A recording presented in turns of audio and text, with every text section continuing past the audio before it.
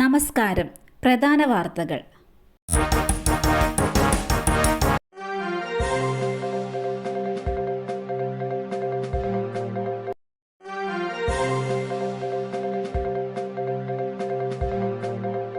അയോധ്യയിലെ രാമക്ഷേത്രം പൂർണ്ണതയിൽ.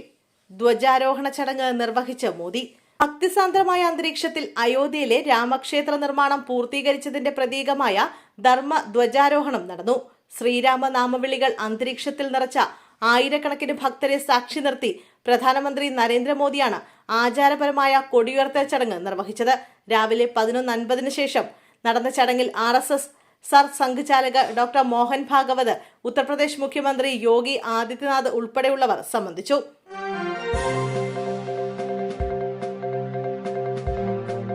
സ്ഥാനാർത്ഥിത്വത്തിൽ നിന്ന് പിന്മാറാൻ പണം വാഗ്ദാനം ചെയ്തു. പാലക്കാട്ടെ BJP നേതാക്കൾക്കെതിരെ കേസ്. സ്ഥാനാർത്ഥിത്വത്തിൽ നിന്ന് പിന്മാറാൻ പണം വാഗ്ദാനം ചെയ്തെന്ന UDF സ്ഥാനാർത്ഥിയുടെ പരാതിയിൽ BJP നേതാക്കൾക്കെതിരെ കേസെടുത്തു. നഗരസഭാംഗം KJ-ലക്ഷ്മി, മുൻ കൌൺസിലറും നിലവിലെ BJP സ്ഥാനാർത്ഥിയുമായ സുനിൽ മോഹനുമടക്കം 4 പേർക്കെതിരെയാണ് പാലക്കാട് ടൗൺ നോർത്ത് പോലീസ് കേസെടുത്തത്. പാലക്കാട് മുനിസിപ്പാലിറ്റി 50-ാം വാർഡിലെ UDF സ്ഥാനാർത്ഥി രമേശ് ബാബുവിന്റെ പരാതിയിലാണ് പോലീസ് നടപടി.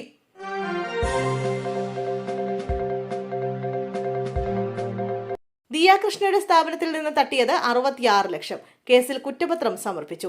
3 ജീവനക്കാരികൾ ചേർന്നാണ് 66 ലക്ഷം രൂപ തട്ടിയത്.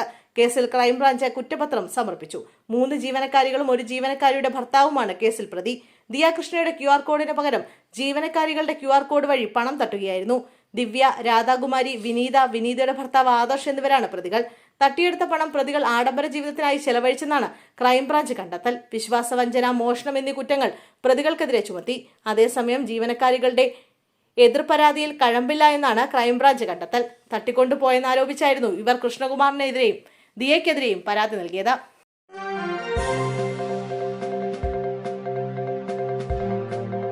വാസുവിനെ കൈവിലങ്ങ് വെച്ച സംഭവം. വിശദീകരണവുമായി പോലീസുകാർ.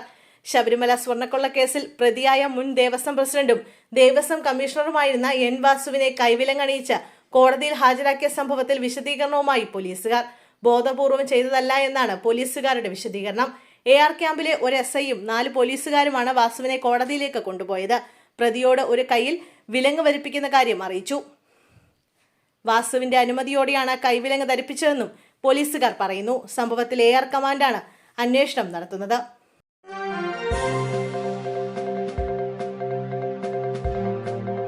കേരളം ഉറ്റുനോക്കുന്ന നടിയെ ആക്രമിച്ച കേസ് അന്തിമ തീർപ്പിലേക്ക്. കേസിൽ ഡിസംബർ 8 വിധി പറയും. എറണാകുളം പ്രിൻസിപ്പൽ സെഷൻസ് കോടതി ജഡ്ജാണ് കേസിൽ വിധി പറയുന്നത്. പൾസർ സുനി 1-ാം പ്രതിയായ കേസിൽ നടൻ ദിലീപാണ് 8-ാം പ്രതി. 2017 ഫെബ്രുവരിയിലാണ് കൊച്ചിയിൽ ഓടിക്കൊണ്ടിരുന്ന വാഹനത്തിൽ നടി ക്രൂരമായി ആക്രമിക്കപ്പെട്ടത്. നടൻ ദിലീപ് ഉൾപ്പെടെ 9 പേരാണ് കേസിൽ പ്രതികൾ. ഇതുമായി ബന്ധപ്പെട്ട് ജയിലിലായിരുന്ന ദിലീപും പൾസർ സുനിയും അടക്കമുള്ളവർ ഇപ്പോൾ ജാമ്യത്തിലാണ്.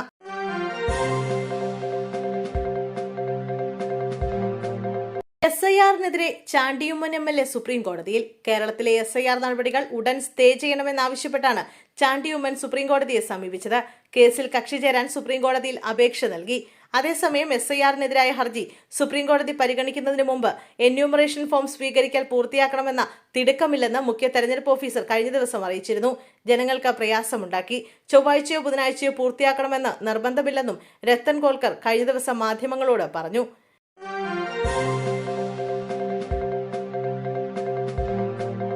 കോട്ടയം ജില്ലയിൽ കോൺഗ്രസ് വിമത സ്ഥാനാർത്ഥികളെ പാർട്ടിയിൽ നിന്നും പുറത്താക്കി. കുമാരനെല്ലൂരിൽ 3 പേരെയും തലയാഴത്ത് 2 പേരെയും ഏറ്റുമാനൂർ മുനിസിപ്പാലിറ്റിയിൽ മത്സരിക്കുന്ന ബ്ലോക്ക് ജനറൽ സെക്രട്ടറി P രാജീവിനെയും പാർട്ടിയിൽ നിന്ന് പുറത്താക്കി. മന്ത്രി VN വാസവനെ പുകഴ്ത്തിയതിനായിരുന്നു രാജീവിന് സീറ്റ് നഷ്ടമായത്. കോട്ടയം ജില്ലയിൽ ആദ്യഘട്ടത്തിൽ 9 പേർക്കെതിരെയാണ് നടപടിയുണ്ടായിരുന്നത്. മറ്റു വിമത സ്ഥാനാർത്ഥികൾക്കെതിരെയും നടപടിയുണ്ടാകുമെന്നും നേതൃത്വം അറിയിച്ചു.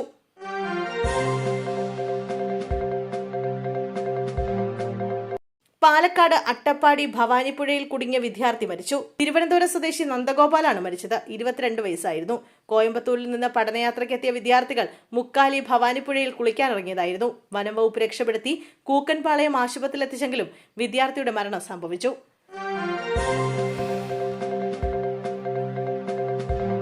പത്തനംതിട്ടയിൽ ജമാഅത്ത് സെക്രട്ടറിക്ക് വെട്ടേറ്റു. കോന്നി ജമാഅത്ത് സെക്രട്ടറി കാസിം കോന്നിക്കാണ് വെട്ടേറ്റത്. സംഭവത്തിൽ വെള്ളപ്പാറ സ്വദേശിയെ പോലീസ് കസ്റ്റഡിയിലെടുത്തു. ഇയാൾക്ക് മാനസിക അസ്വാസ്ഥ്യമുള്ളതായി പോലീസ് പറയുന്നു. ഇയാൾ പള്ളിയുടെ പാർക്കിംഗ് ഗ്രൗണ്ടിൽ കിടന്ന വാഹനങ്ങൾ കല്ലുകൊണ്ടുടച്ച് കേടുപാട് വരുത്തിയിരുന്നു. തുടർന്ന് ജമാഅത്ത് സെക്രട്ടറി കഴിഞ്ഞ ദിവസം പോലീസിൽ പരാതി നൽകി. ഇതിന്റെ വൈരാഗ്യത്തിലാണ് ആക്രമണത്തിന് കാരണമെന്നാണ് പോലീസിന്റെ നിഗമനം. ആക്രമണത്തിൽ പരിക്കേറ്റയാളെ കോന്നി മെഡിക്കൽ കോളേജ് ആശുപത്രിയിൽ പ്രവേശിപ്പിച്ചു.